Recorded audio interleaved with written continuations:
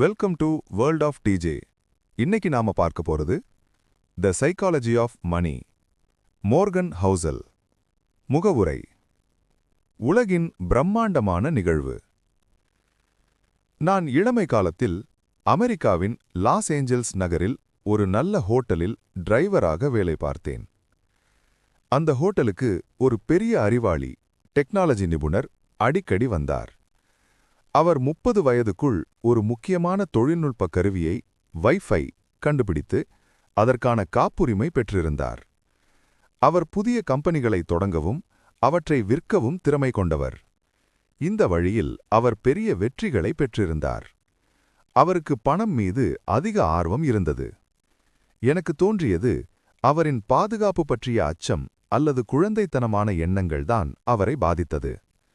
அவர் எப்போதும் $100 நோட்டுகள் நிறைய வைத்திருந்தார். அவர் பணத்தை யாரிடமும் பகிரவில்லை. ஆனால் குடும்பம் மற்றும் அன்பு உள்ளவர்களை கவனித்தார். பணம் செலவிட வேண்டிய விஷயங்களில் அவரே முடிவு செய்தார். ஒரு நாள் அவர் என் சக ஊழியருக்கு ஆயிரக்கணக்கான டாலர் கொடுத்தார்.